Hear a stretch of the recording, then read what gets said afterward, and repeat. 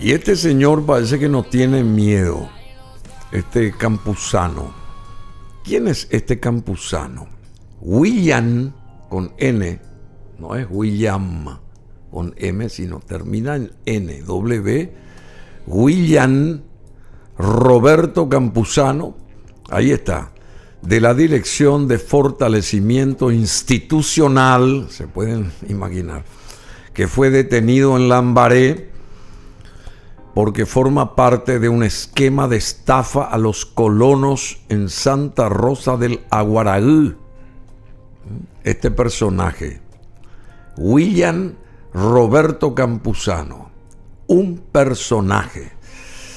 Y así está el Congreso Nacional. Este nivel de gente tiene nuestro Congreso. Realmente es una vergüenza. Hay 2 detenidos por estafa a los colonos y uno es un director del Congreso. ¿Se pueden imaginar? La Fiscalía desplegó allanamientos en el Departamento Central y en el Departamento de San Pedro, en el marco de una investigación que busca desbaratar un esquema de estafa a los colonos, seguramente brasiguayos, de Santa Rosa del Aguaraú. Hay 2 detenidos y uno es un alto funcionario del Congreso Nacional, cuya imagen es esta que aparece ahí en pantalla. Ahí está el personaje este.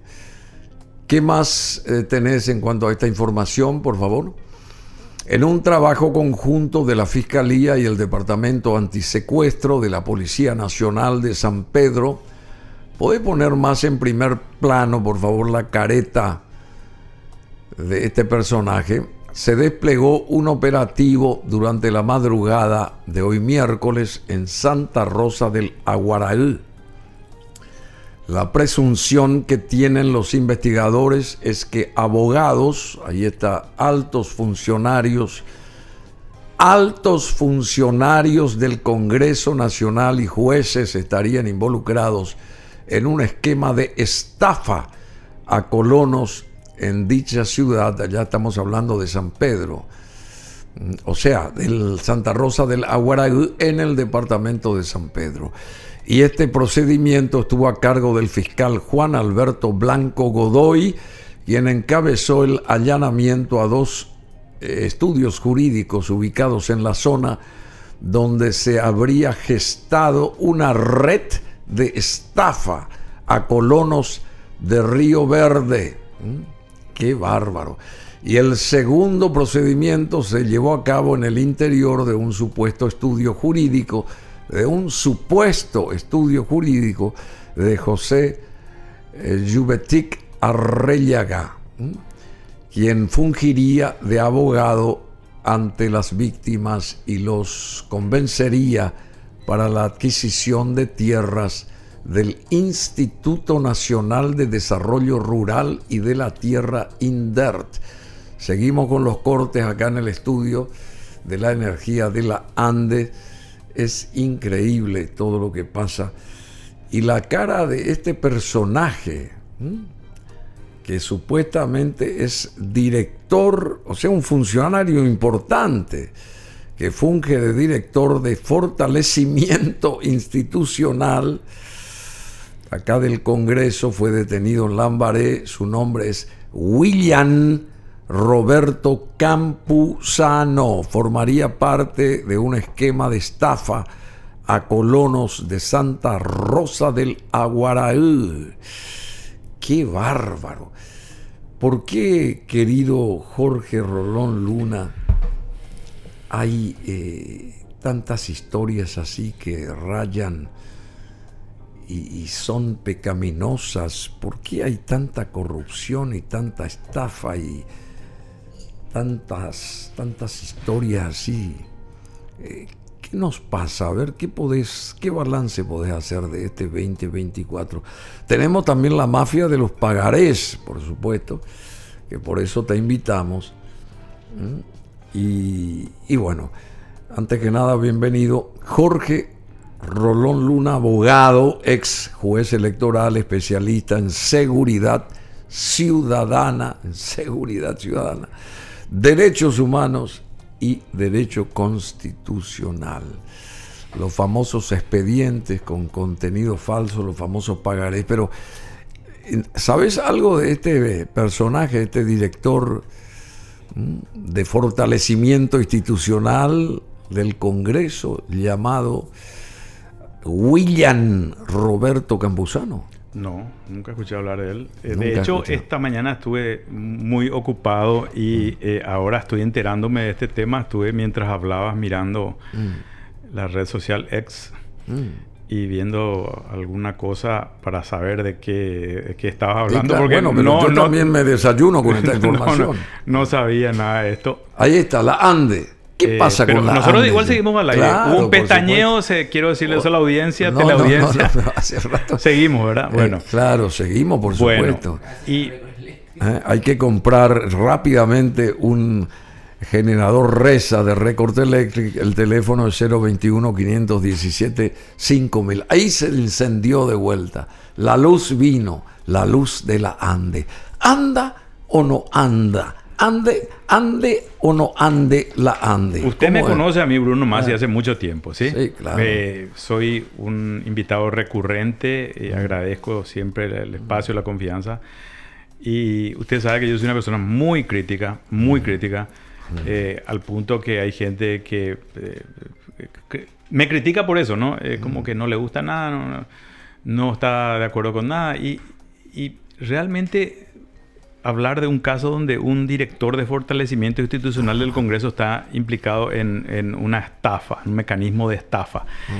Mientras eso ocurre, tenemos cortes de luz. Y acá el presidente Peña dice que quiere convertir a la ANDE en la mejor empresa pública del país, dice. Bueno, entonces eso da un poco la razón a quienes somos muy críticos. Uno no critica por deporte ni por oponerse simplemente. Yo quisiera vivir sinceramente en un país donde las instituciones funcionen, donde las instituciones sean confiables, donde las instituciones le hagan más fácil la vida al ciudadano. ¿Para qué está la institucionalidad enorme que se crea y que cada día aumenta?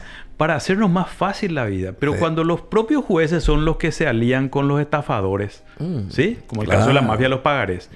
Cuando los funcionarios del Congreso, que deberían cumplir funciones de mejorar la labor del Congreso y de coadyuvar en la tarea legislativa de los diputados y senadores, son los estafadores. Se dedican a estafar a la gente.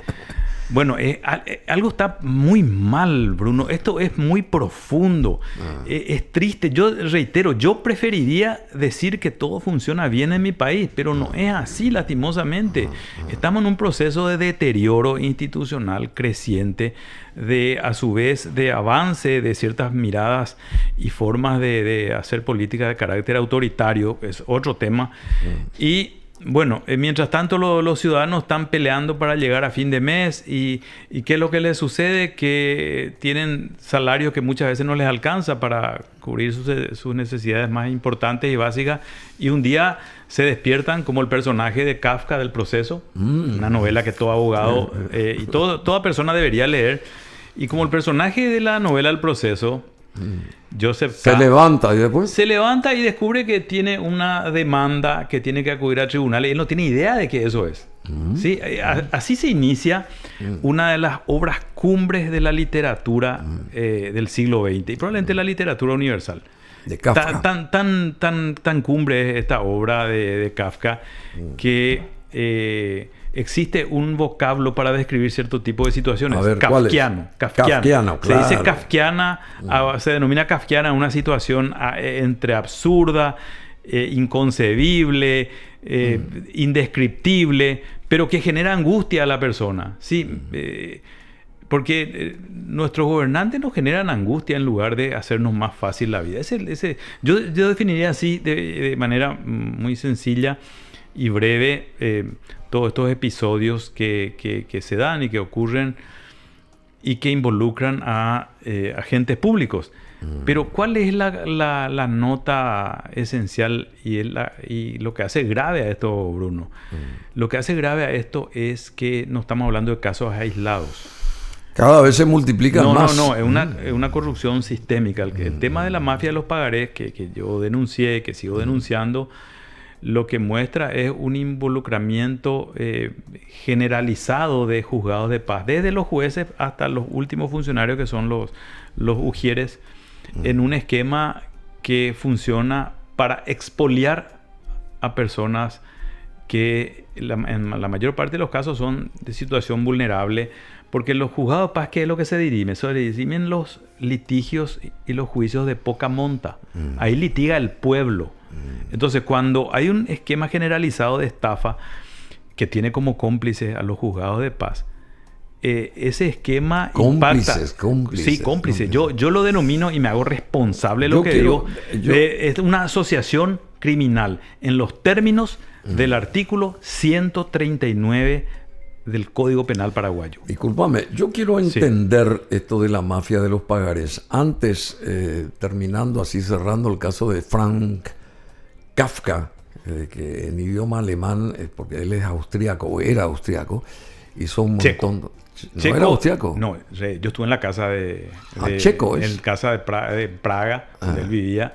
Él es checo, pero de lengua alemana. Sí, de lengua alemana. De lengua alemana, sí.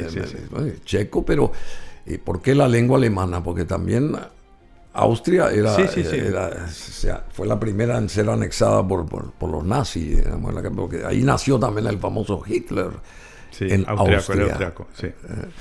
O sea que tiene una vinculación directa, pero acá me interesa, y a la audiencia también, comprender qué pasa con esto de la mafia de los pagarés. El deudor es muy vulnerable, lo que bien decías, y eso es muy preocupante. Pero ¿cómo se genera esto ¿por qué entra ahora esta mafia de los pagarés? ¿Por qué entra? Porque hice una denuncia y explotó. Porque esto existe hace mucho tiempo. Hace mucho tiempo. ¿Y cómo es la mafia? ¿Dónde realmente comienza la historia? ¿O cuándo comienza la historia? Bueno, cuando... En términos históricos, diríamos, es algo que lleva, yo creo que un par de décadas como mínimo funcionando. De hecho, yo cito esto siempre porque no me considero alguien que destapó nada. Esto se sabía, se sabe. No es nada nuevo, nada que haya sido, digamos, sacado a la luz por primera vez. Sí, bueno, lo que pasa es que tuvo un impacto importante. ¿Por qué ahora tiene tanta fuerza como noticia? Yo hice una denuncia y en la denuncia que eran por entregas, digamos, donde yo iba explicando cómo funciona esto, hubo un momento en que yo publiqué fotos de ujieres, que son los notificadores de los juzgados, dándose vidas principescas, viajes por el mundo, autos 0 kilómetros. Bueno, y ahí explota la cuestión. ¿Y qué pasa cuando explota? Aparecen las miles de víctimas. Entonces, un tema que no se va a aquietar así nomás, creo yo. Hay un intento de los sectores involucrados en estas mafias que mueven millones de dólares, Bruno, millones de dólares anualmente, de querer que esto pase y se olvide. Sí, que sea tapa 2 o 3 días, que se hable del tema, pero que después nos olvidemos. Pero están las víctimas, las miles de víctimas. Y esas víctimas no se van a callar, y espero que no se callen. ¿Cómo funciona? Funciona de muchas maneras. Básicamente, este esquema consiste en demandar a una persona por un pagaré que pudo haber, que es real, que existe realmente, pero que ya se pagó. Que ya se pagó. En otros casos implica... ¿Cómo que ya se pagó? Ya se pagó. La deuda está cancelada, pero el deudor no le devolvieron el pagaré. Mucha gente dice, ¿por qué no se preocupan de recuperar el pagaré? Es que no les devuelven. Estos estudios jurídicos, por ejemplo, que están detrás de esto, no tienen una dirección conocida o dan una dirección, no va ahí y encuentra una despensa de un coreano. ¿Sí? O sea, la gente paga, la que sacó dinero o prestó dinero, paga su cuota normal, digamos. Finiquita la deuda. Finiquita. Y después no le devuelven el pagaré. Pero es una maniobra dolosa. O sea, ¿y le vuelven a cobrar otra vez? Le vuelven a demandar. O no, ¿Sí? perdón, le demandan porque finalmente era una obligación que estaba siendo cumplida regularmente, sin demanda. Después dicen, no pagó, acá está. Y claro, no pagó porque no le devolvieron No le devolvieron los pagarés. Entonces le vuelven a demandar y tiene que volver a pagar de cero Tiene que otra volver vez a esa pagar. persona. Sí, así Es mismo. una vergüenza esto. Bueno, pero estamos hablando de que ocurre en miles de casos todas las semanas y todos los meses. Bueno, esa es una modalidad. Otra modalidad es que fraguan el pagaré. Vos nunca prestaste, nunca compraste una licuadora a crédito, nunca contrajiste la obligación. Entonces falsifican tu firma, se van y le presentan al juez. A veces una fotocopia del pagaré, ni siquiera el pagaré, y los jueces hacen correr. ¿Y cómo logran eso? Porque están en contubernio con el juzgado. Sencillo es.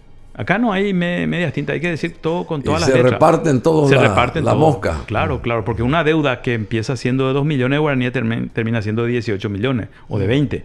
Entonces hay plata para todo el mundo. Qué bárbaro. Aparte una deuda que ya se cobró. Entonces es plata que se gana de cero. Todo es ganancia ahí. Bueno, otra práctica Sí, consiste... bueno, pero ¿cómo reacciona o cómo desesperantemente esa gente, la que es afectada, tiene que... Bueno, ahí entran los juzgados a participar del juego. ¿Cómo se defiende esa gente? Bueno, ahí entran los juzgados justamente. Entonces, le demandan a José, ¿sí? Por una deuda inexistente o ya pagada probablemente. Y el juzgado tiene la obligación de notificar de la demanda para que José vaya y pueda defenderse. ¿Y qué hacen? No notifican. Inventan la notificación, tiene un nombre inclusive en la jerga judicial. Que José ni se entera. José ni se entera, notificaciones voladoras. ¿Qué hace el ujier? Supuestamente va al lugar, dice, no le encontré, fragua 2 testigos. A mí me consta porque yo conocí estos casos en una situación así como... Inventa 2 testigos. Inventa 2 testigos y dice, no se encontró. Entonces el juez dice, bueno, que continúe el juicio, dicho en términos así muy claro, coloquiales, y ¿qué viene después? El embargo del salario. Y entonces el demandado se entera cuando le embargaron el salario y ya no puede hacer nada, porque es un juicio ejecutivo que no es un juicio donde se discute el origen de la deuda. El pagaré, el juez dice, este es un pagaré que tiene buena pinta, ejecutemos. ¿Sí? No se discute el origen de la deuda ni la legitimidad de la deuda. No importa si fue para comprar una licuadora, para prestar plata, para... ¿Y quién tiene que poner las cosas en su lugar acá? Bueno, pero quiero terminar de escribir esto. Generalmente las víctimas son funcionarios, especialmente maestros y maestras y gente jubilada. ¿Por qué? Porque tienen un sueldo fijo que se puede embargar. Si no tenés algo un sueldo que te puedan embargar, claro, el negocio no corre tan fácilmente. Es fácil, claro, no es fácil. Entonces, y otra cosa, José vive en Asunción, le demandan en Vallemí para que él no se pueda luego defender, aunque le notifiquen. Y José vive apenas, no tiene cómo pagar un abogado para que vaya hasta Vallemí, que quién sabe cuánto le va a cobrar. Tampoco él tiene cómo ir a Vallemí. Y de repente junta sus ahorritos, ya le están embargando su sueldo, junta sus ahorritos, va a Vallemí y no encuentra el expediente. ¿Por qué no encuentra el expediente? Porque estas casas de cobranza... Porque es un expediente falso. No, porque están en las empresas de cobranza. Ellos mismos manejan los expedientes. Los jueces firman nomás. O sea que yo he visto con mis propios ojos esto, Bruno. Es una industria que funciona total, muy aceitada. Por eso estos ujieres que ganan 3,5 millones. Ujier es el funcionario de más bajo rango del juzgado, ¿ok? No es el juez, no es el actuario, no es el oficial de secretaría, no, es el que sale a la calle a notificar. Viven vidas principescas. ¿Y por qué explota esto? Porque a mí me pasan las fotos, cuando yo empiezo a escribir sobre esto, me pasan las fotos de varios juzgados, de varios ujieres de varios juzgados y secretarios también de juzgados de Asunción, todos ellos con un denominador común: vidas principescas. En un caso eran un actuario y su esposa, que era la ujier, casándose con actuación de cachiporro en un local muy conocido, de los que cuesta más caro alquilar y donde las fiestas cuestan cientos de millones de guaraníes. Otro en Cancún, otro en Londres, París, vehículo 0 kilómetros. Encima se sacan fotos con su vehículo 0 kilómetros. Acabo de retirar mi vehículo de $20,000. ¿Qué nivel? Yo, que creo que trabajo relativamente bien y soy un abogado que no le va mal, tengo un vehículo del año 2017. ¿Sí? Sí.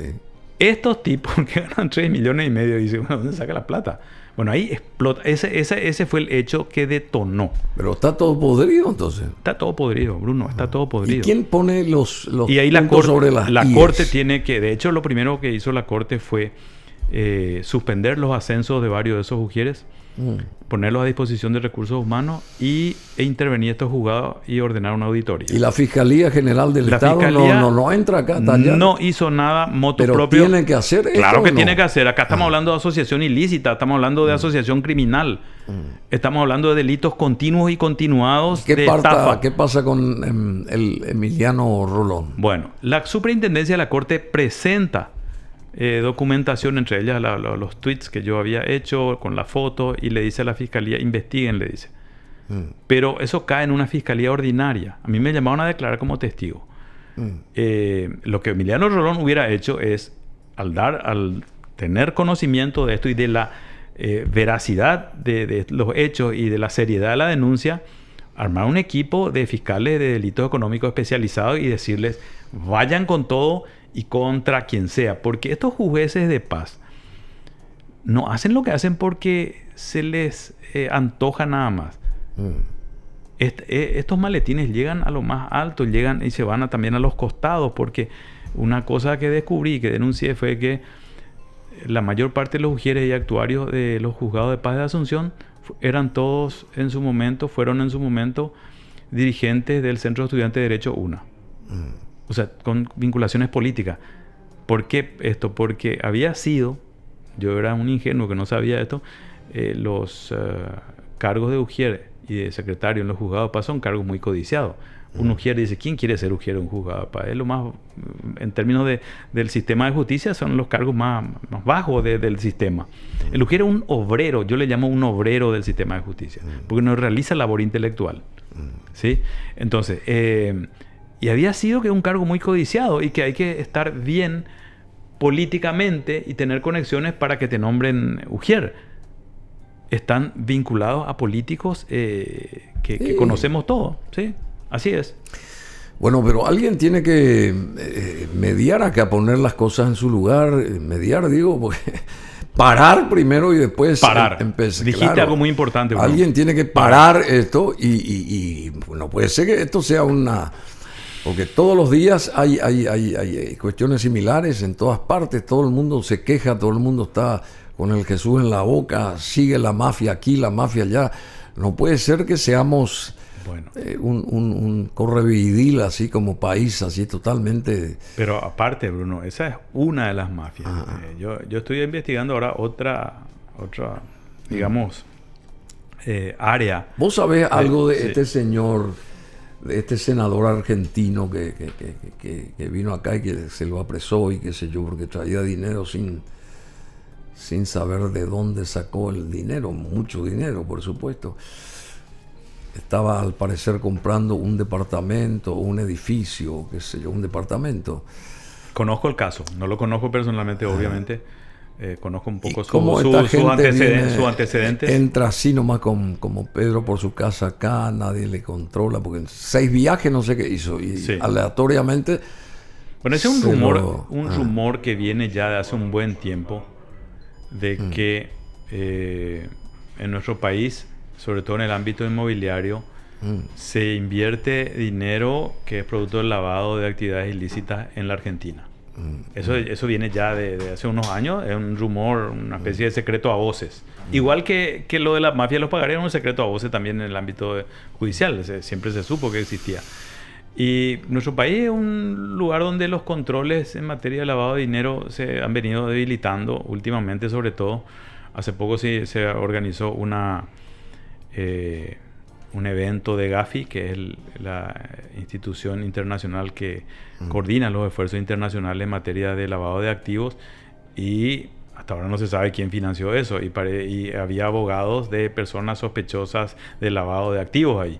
Entonces, bueno, si CEPRELAT no podemos confiar, es evidente que la cuestión del lavado de activos de grandes sumas de dinero goza de buena salud. En cambio, uno deposita 5 millones en un banco y, bueno, le llaman, le piden por poco que nos cuente la historia desde que llegaron los españoles. De la abuela, sí. Sí, de cómo eso... Entiendo.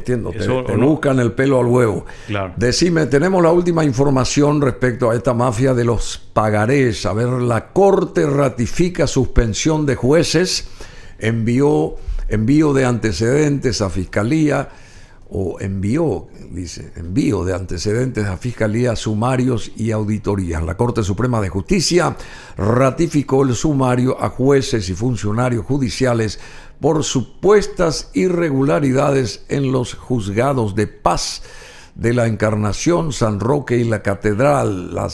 La jueza Analía Civils, una de ellas, y la otra es Liliana González de Bristol, fueron suspendidas preventivamente en sus funciones. Reiteramos, fueron 2 juezas ya suspendidas en sus funciones, Analía Civils y Liliana González de Bristol. La máxima instancia judicial remitió los antecedentes de las presuntas irregularidades a la Fiscalía, y en el caso del juzgado de la Encarnación también se remite al jurado de enjuiciamiento de magistrados. Yo creo que por ahí comienza la cosa.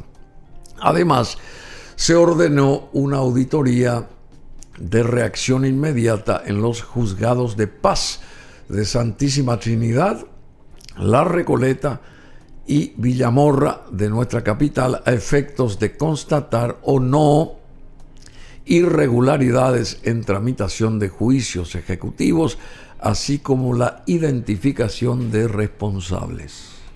A ver, sí, aclara esto en cristiano. A ver, la auditoría y las intervenciones ordenadas por la Corte en un primer momento habían recaído sobre los juzgados de la Catedral, de la Encarnación, acá en Asunción, y de San Roque, en Asunción. En Asunción, claro. Sí, y ahora se amplía a juzgados de paz Santísima Trinidad, Recoleta y Villamorra.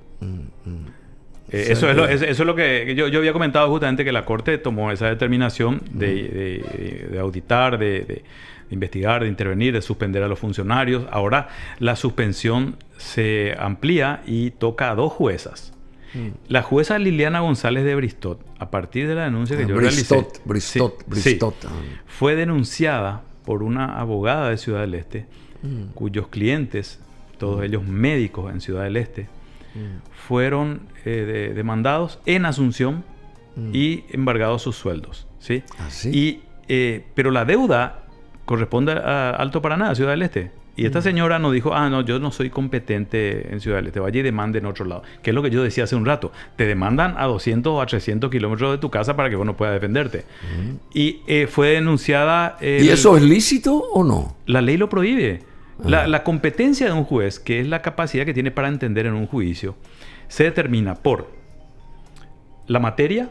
O sea, si soy juez civil y me traen un tema penal, yo le digo, no soy competente, yo soy juez civil. Claro. Por razón del turno, o sea, estoy o no de turno, y por razón del territorio. Competencia territorial. Esta señora no era competente territorialmente en este caso. ¿Y cómo tiene la libertad de actuar así nomás? Hay una palabra que define esto, Bruno. ¿Cuál es? Impunidad. Impunidad, claro. Y que ojalá se termine ahora, porque esto... ¿Sabes qué es lo que hay detrás? La fuerza que hay detrás de estas denuncias. La cantidad de víctimas que existen. Impresionante. Son miles de víctimas. Si yo tuviera tiempo para contar todas las historias que he escuchado. Hay gente que ha entrado en depresión, hay gente que ha dejado mandar a sus hijos, ha tenido que cambiar de colegio, ha dejado de pagarle la universidad, hay gente que se ha suicidado. Suicidado, sí. Llega a eso también la gente. Sí. Esto ya viene desde hace mucho tiempo. Esto es una violación. Yo entiendo, y es una interpretación que hago yo, que esto es algo que tiene que ver con violación a los derechos humanos. ¿Por qué? Porque si viene una cuestión civil que tiene connotaciones penales porque se convierte en estafa, está involucrado el Estado. Cuando el Estado es el que viola los derechos de las personas, eso pasa a ser una cuestión de derechos humanos y no es simplemente una cuestión civil o penal lisa y llana. Se convierte... Porque ¿cuál es la función del Poder Judicial? Defender al ciudadano, aplicar la ley. Y si ahí se trastroca eso, Bueno, ¿qué nos queda, Bruno? ¿Qué nos queda? Decime, esto mismo hacían los hermanitos González Daer, era el esquema de ellos. Este es un esquema que tiene una parte de, digamos que vinculada a la usura. Obviamente los González Daer hacían esto, no te cobraban tu deuda. Esa es otra cosa. Yo no hay tiempo para contarte todas las modalidades que tiene esto. Una modalidad típica González Daeriana, pero no solo de ellos, es no te cobro, me escondo y no te cobro, genero una mora artificial y luego te demando. Y te quedas con la propiedad. Y se quedan con la propiedad. El objetivo es quedar con la propiedad. Y hace poco fue descubierto un esquema donde un juez de paz tenía un castillo en Villa Halle y él que hacía eso con vehículos. Entonces no te cobraban y después te sacaban el vehículo, te secuestraban el vehículo. O sea, esto va más allá del tema. No tenés nada con que... Va más allá de los pagarés. Y te estaba contando, te iba a empezar a contar hace rato que estoy compilando información. La gente me llama y me dice, está pasando esto también. Hay una industria de la regulación de honorarios. ¿Te suena? Industria, sí, claro. ¿Te suena? Y bueno, lo que pasó en el Congreso ahora nomás. ¿Te suena la regulación de honorarios? Por eso, hay un litigio, sí, usted contra mi persona, el abogado es esta persona que está aquí, y él llega un momento en nombre de su cliente, dice, ganamos esta primera instancia, vamos a regular honorarios, ¿cuánto corresponde por gastos de justicia y honorario de abogado? Y probablemente hay que pagar 100 millones. Y el juez dice, no, hay que pagar 500. Dios mío. Y el pobre que perdió en primera instancia, aparte que perdió, tiene que pagar una regulación de honorario que no corresponde. Se va directamente pero también puede ser a la Recoleta. Claro, duplican, triplican los montos, pero el juez se queda con una parte. Sí, y eso ocurre a todos los niveles. Y hablamos de casos grandes donde las regulaciones pueden ser de miles de millones de guaraníes. Decime, ¿y esto mismo, esta mafia de pagarés, existe en otros países? Sí. ¿En todos los países así normalmente existe esto? Bueno, hay 194 países creo que son miembros de las Naciones Unidas. De la región nuestra nomás. Brasil, Argentina, Uruguay, ¿existe esto o no? Cuando Chile. Yo empecé a investigar esto, una de las cosas que descubrí fue que este es un modelo de estafa propio de la globalización. Yo pensé, porque no conocía muy bien esto, que era un invento ahí de los muchachos locales. Sí, se avivaron y dijeron, acá hay una beta y vamos a... No, esto existe en Estados Unidos, una plaga, literalmente una plaga. En la Argentina, en el Brasil. Y incluso, por ejemplo, uno entra a la página web de la Federal Trade Commission, que sería la Comisión Federal de Comercio, y ahí ya encuentra cómo protegerse de los deudores abusivos. Tienen un 0800, te ayudan a identificar una deuda abusiva, porque es un poco lo que ocurre acá. Te mandan un WhatsApp, allá te llaman por teléfono, te mandan un mensaje, usted debe 8 millones de guaraníes, pero podemos arreglar por 6. Y uno dice, ¿y de dónde salió esto? Y bueno, mañana te voy a demandar. Y la gente directamente. Bueno, en Estados Unidos es una industria esa.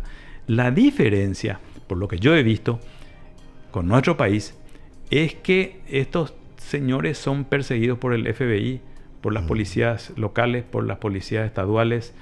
La Federal Trade Commission toma nota de esto en las oficinas de defensa al consumidor para combatir esto. Todo está concatenado. Acá, estos estafadores están asociados a los juzgados de paz. Esa es la diferencia. Directamente. Pero un modelo global. Un modelo global no es un invento nuestro. Esto ocurre en todos lados. Deudas espurias, deudas inexistentes, deudas ilegítimas, o cobros abusivos de deudas que se duplican, triplican, cuadruplican. Eso es algo que existe en todos lados. Había sido. Pero es bravísima la cosa. ¿Y cómo se para esto? Porque para comenzar hay que parar, hay que cortar esto. Y después empezar a investigar lo que pasó, qué sé yo, y que no vuelva a pasar más, ¿verdad? Pero es todo un cuento chino, entonces, porque va a seguir... Yo lo que creo, y lo dije desde el primer momento, hay que hacer una barrida a los juzgados de paz. Yo lo que creo es que tal vez sean necesarias modificaciones legislativas que permitan que embargar el sueldo de alguien no sea tan fácil. ¿Sí? Ahí tal vez algunas modificaciones legislativas sean necesarias. Después hay medidas que la Corte puede tomar inmediatamente. Te doy un ejemplo muy sencillo, hasta tonto. ¿Sí? Viene un pagaré a ser ejecutado y el juez lo primero que hace es se queda con el pagaré para que el acreedor no lo vuelva a llevar y lo vuelva a presentar. Otra alternativa es sellar el pagaré. Este ya está siendo ejecutado. Esto no se puede volver a usar. Otra alternativa, un poco más sofisticada, más interesante también puede ser, es crear un registro de obligaciones quirografarias. ¿Sí? ¿Cómo? Registro de obligaciones quirografarias. Quirografarias. Aquello que se escribe a mano. Sí, claro. Entonces, un pagaré se registra, tiene un número de identificación, un código QR, eso no se puede volver a usar nunca más. ¿Sí? Otra alternativa puede ser también que la Corte controle periódicamente, por ejemplo, cuántas notificaciones se hicieron en este juzgado. Resulta que hacemos una mínima auditoría de media hora y descubrimos que hicieron 9.000 notificaciones y tienen un ujier. Entonces sencillamente dividir por días y horas hábiles. Imposible es que se hayan hecho esas 9.000 notificaciones. Evidentemente acá hay un problema de notificaciones voladoras. ¿Sí? Hacer controles sorpresivos a los juzgados en el sentido de ver si los expedientes están. La gran trampa también es que yo tuve un caso, porque después del primer caso me habló otra gente y me dijo, yo también tengo este problema. De hecho, yo hablé con un ministro de la Corte un tiempo atrás. Y lo primero que me dijo fue, yo tengo una ex compañera de trabajo en tal lugar. ¿Será que le puedes atender su caso? Me dijo. O sea, conocía. Es que no se encuentran los expedientes. Yo pensaba que les escondían los expedientes, que puede ser también. Pero había sido, y eso me contó una persona que trabaja en una de estas empresas de cobro, es que los expedientes están en la propia empresa de cobranza o en el estudio jurídico. Y ellos manejan ahí los expedientes. Tienen software tan sofisticado que les escupen la carátula del expediente, las primeras resoluciones, los mandamientos de embargo, todo. Esto es algo grosso. Está bien. ¿Y por qué se realiza esto? Porque... Por plata. No, ya sé. A eso iba. Y porque estos ujiers, como vos decís, ujiers y los otros que están por encima, seguramente que no tienen una entrada monetaria acorde a sus pretensiones. Y si eso se logra, en vez de que gane 3 millones, un personaje que gane 6 o 7, por decirte algo, una fantasía que se me ocurre ahora, eso no mermaría toda esta rosca mafiosa que se genera justamente con el objetivo de ganar más dinero, ¿verdad? Al fin de cuentas, eso es lo que están pretendiendo. Digo yo, no hay que...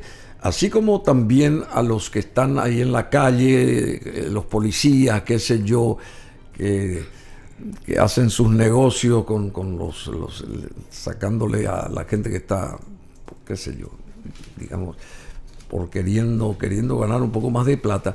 Por ahí a los policías, si se les aumenta sus salarios, aumentan los salarios, van a hacer mejor su trabajo, pienso yo. Y no van a estar con el Jesús en la boca tratando de sacar dinero a como sea, del que sea. Eso mismo trasladado a la esfera judicial, ¿no es la misma cosa? Sí.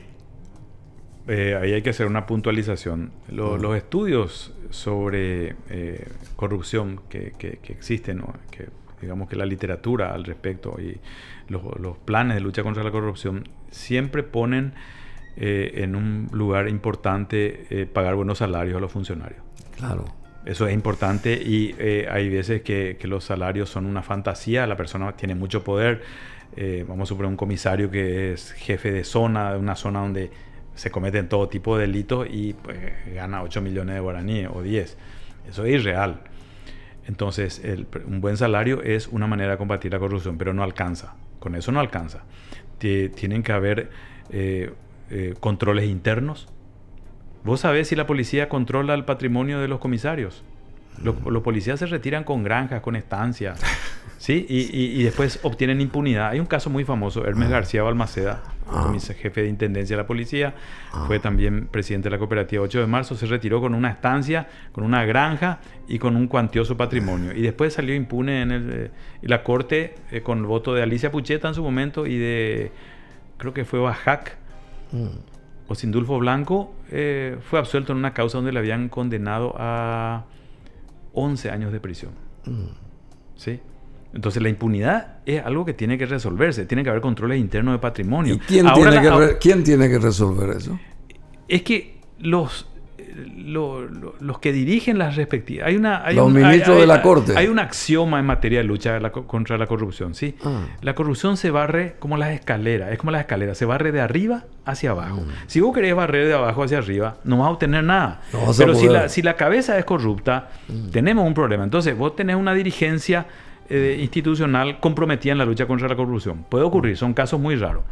Y ahí se dice el primer día, miren, acá se acaba la fiesta. Vamos a potenciar asuntos internos. Por ejemplo, tomamos el tema de la policía. Asuntos internos va a su vez tener una división y hay que darle la herramienta de asuntos internos. Buenos salarios, hay que profesionalizarlo, hay que separarlos del resto de los policías. Pero el asunto interno tiene que tener una oficina de control del patrimonio de los policías. Te compras una camioneta, nos informás al día siguiente. ¿Cuánto cuesta la camioneta? ¿Pudiste pagarla? Aquí tenemos alguna fotografía de los famosos ujiers, o algunos de ellos, por supuesto. Ahí está, no sé dónde, esto en alguna playa de Cancún o no sé dónde. En Cancún, México. ¿A qué nivel? Un ujier. ¿Cuánto gana un ujier, supuestamente? 3 millones, 3.500.000 por ahí. Y ahora se va. ¿Y cuánto puede ganar, o sea, para que no se llegue a esto, un ujier, por ejemplo, que sea un chico joven, casado, y tenga que mantener a cuatro, o sea, entre hijos, su pareja y qué sé yo, a 4 personas en su casa, 4, incluyéndose, digamos, 4 personas. ¿Cuánto podría ganar para que no se meta en este tipo de asunto mafioso, digamos? ¿Cuánto tiene que ganar? Yo no sé si existe una vacuna salarial que inmunice contra la corrupción. Un prototipo. Pero también tiene que ver con las expectativas de esta gente. Esta gente quiere viajar por todo el mundo. ¿Qué sueldo alcanza para eso? ¿Quién puede...? Yo era juez y no vivía así como esta gente viajando por todo el mundo. Entonces, ¿y qué traen de esos viajes? Porque esa es otra pregunta. ¿Se van para qué? Yo creo que se van de vacaciones. Tampoco tengo evidencia de otra cosa. No quiero decir lo que no me consta. Simplemente acá el tema de los viajes es una cuestión vinculada a pueden o no pagárselo, pueden darse esa vida principesca con esos salarios. Pero tampoco todo el mundo tiene por qué viajar a Cancún. Todo el mundo tiene que dar vuelta por Europa. Las veces que yo viajé a Europa a esa edad fue porque obtuve becas. ¿Sí? Claro. Entonces, pasó mucho tiempo para que yo me pueda costear un viaje a Europa. ¿Sí? No es que yo a esa edad ya me costeaba. Tuve la suerte de obtener becas y vivir en Italia, vivir en Inglaterra 2 veces, pero porque me becaron. ¿Sí? Entonces, ¿por qué uno tiene que tener un vehículo 0 kilómetros a esa edad? Yo no tenía vehículo 0 kilómetros a esa edad. Entonces, tiene que ver un poco con las expectativas también y hay una cultura de la ostentación. ¿Por qué? ¿Saben qué me dijo alguien vinculado a estas empresas de cobranza? A ver. Están muy enojados contigo. ¿Por qué? Porque el negocio se está parado por el momento y bueno, están cuidándose mucho y vino a poner reflectores sobre algo que no se miraba, no se mostraba. Y me dice, pero yo le dije, ¿saben con quién tiene que enojarse? Con estos mujeres que publicaron su foto. Por culpa de ellos saltó esto. Porque hay una cultura también de la ostentación. Si estos ujieres y actuarios hubieran hecho lo suyo calladito y no tener que decir, yo soy un hombre de mundo, viaja, soy una persona que está por encima de la media, entonces me voy a... Había fotos en Londres, en Euro Disney, en Madrid, en Roma, en picos nevados de no sé qué país, en Buenos Aires, por todo el mundo, literalmente por todo el mundo. Cancún, varios de ellos, Cancún es un destino predilecto. Y allá se va a casar la gente. Sí. Destino predilecto de los ujieres de Cancún. Nada hay que casarse acá, hay que casarse en las playas de Cancún. Bueno, hay también varios expertos que hablan sobre la cultura de retirar los pagarés de manera inmediata tras la cancelación de una deuda, como bien dijo acá el querido abogado Jorge Rolón Luna. No el día después, de manera a evitar que el documento caiga en manos de personas inescrupulosas. Bueno, ¿y cómo se para? De vuelta reitero esta consulta. ¿Cómo se para? ¿Cómo se estabiliza de vuelta esta historia? No sé, alguien tiene que poner... Bueno, primero hay que querer parar. Los puntos querer sobre parar las IES. genuinamente, porque ahí están rumores que dicen que habría algún alto juez en la Corte Suprema que tiene intereses vinculados a este tema, a este esquema de los pagares. Entonces, primero hay que querer parar. La Corte Suprema tiene que decir, bueno, esto tiene que acabarse. No podemos vivir expoliándole a la gente común que se sacrifica para llegar a fin de mes y nosotros estamos siendo parte de eso. Hay que hacer una barrida de los juzgados de paz. Hay que, decía yo, hay que probablemente hacer modificaciones legislativas. La Corte puede sacar acordadas donde también regule la labor de los juzgados de paz, tomar medidas muy sencillas como las que decía, sellar los pagarés, eventualmente hacer un sistema de registro de los mismos, aunque eso requeriría una medida legislativa, hacer que el juez se quede con los pagarés y no le devuelva al acreedor, que es lo que se hace justamente para volver a recircularlo en el sistema. Entonces hay medidas muy sencillas que pueden atenuar esto. Esto no va a parar en el sentido de que no va a desaparecer de la noche a la mañana. Mucha gente vive de esto, ¿sí? Entonces tal vez eso sea un poco ilusorio, pero sí que deje de ser una plaga como la que es y que tenga miles de víctimas con complicidad del Poder Judicial. Eso probablemente se pueda hacer. ¿Te llama la gente a vos? Mi casilla de mensaje y la gente que me contacta por X, por Facebook, tratando de poner su caso. Sí, de repente buscar una asesoría jurídica, pero yo realmente no estoy tomando caso. Yo no hice esto para que que sería legítimo también, ¿verdad? Claro. Pues yo no me dedico a esto. En algún caso seguramente terminaré asesorando, porque soy abogado y vivo también de eso. Pero básicamente lo que yo hago es derivar a la gente, a otros profesionales con más tiempo. Yo también estoy sobrepasado de tiempo en estos días. ¿Cómo fue este año para vos, para ir cerrando? ¿Cómo profesionalmente, a nivel de actividades, ese tipo de cosas? Un año con mucho trabajo, también una actividad académica que estoy culminando, una maestría que tengo un trabajo pendiente ahora justamente antes del cierre del año. Pero en ese sentido muy satisfactorio. Siempre también... ¿Qué estás haciendo, digamos, específicamente? Que la maestría en ciencias sociales.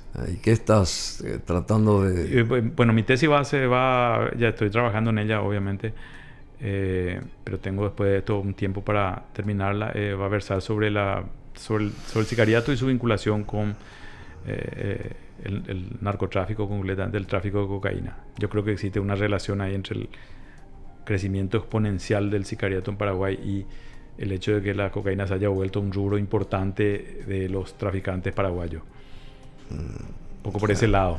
O sea que en eso estás trabajando. Sí. Arduamente. Bueno, vos siempre estuviste con ese tema o en ese tema, siempre te llamó la atención. Bueno, querido Jorge Rolón Luna, no sé, ¿tenés algún mensaje como cierre? No del programa en sí, sino como cierre del año para la gente, porque también está la esperanza de que algo tiene que cambiar acá, porque no podemos estar de mal en peor todo, porque tenemos que tener una suerte de alegría alguna vez, ¿verdad? Y confiar en que esta situación maléfica de la mafia que nos atrapa a todos alguna vez va a ir disminuyendo de alguna forma. No sé quién va a tener la suerte con una vara mágica de hacer que pare esta historia, ¿verdad? Pero ¿cuál sería tu mensaje aquí a la ciudadanía desde tu carisma de profesional y también de un paraguayo raso que está pensando en que sigue viviendo en Paraguay porque tiene anhelos de que este país va a ir cambiando de alguna manera y tiene esperanzas y tiene ilusiones y tiene una familia y los hijos y qué sé yo y nietos que van a llegar y que tendrían que estar en un país mucho más digno en ese aspecto? Bueno, yo creo que los cambios que creo que muchos paraguayos y paraguayas anhelamos van a llegar de la mano del involucramiento de la gente, ¿sí? Esperar de la clase política hegemónica hoy en el país que estos cambios vayan a darse me parece ilusorio y muy ingenuo. Tenemos que involucrarnos cada vez más. Creo que nuestro país tiene mucho potencial en muchos aspectos. Nosotros no tenemos conflictos étnicos, no tenemos conflictos religiosos, nuestros conflictos políticos no se dirimen a balazos como en otros países que tienen guerras civiles y otros problemas. Nosotros podríamos vivir mucho mejor de lo que vivimos. En gran medida vivimos mal porque los políticos que nos gobiernan son mediocres, porque no tienen una mínima mentalidad de servicio público, que debe ser la base del involucramiento de la gente en las actividades políticas. O sea, la política debería ser servicio, y hay gente que ve esa la política como algo que debería servir siguiendo la tradición aristotélica de hace 2600 años de la política como instrumento para tener mejores sociedades.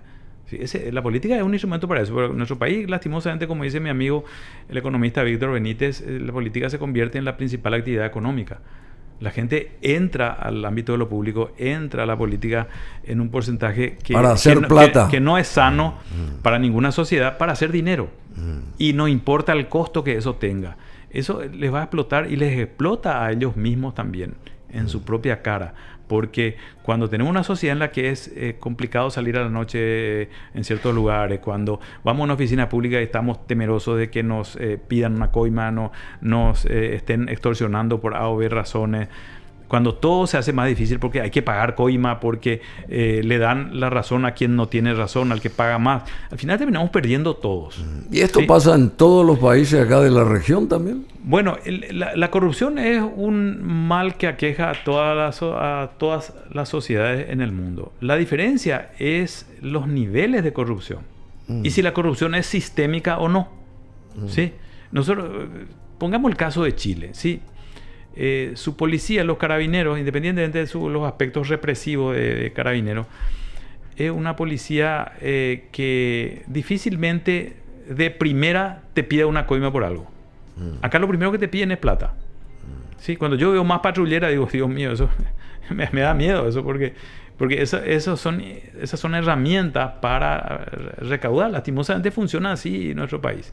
Entonces, la corrupción debería ser aislada, debería ser un episodio, pero no estar generalizada y funcionar. No, la corrupción no debería de existir para comenzar. Sí, pero eso no va a pasar, Bruno. Eso va a ser una cuestión ilusoria. Entonces, la sociedad y sus instituciones tienen que tener anticuerpos para luchar contra eso permanentemente. ¿Sí? Entonces, vos tenés que en nuestro país, aduana es un ámbito donde funcionan esquemas de recaudación.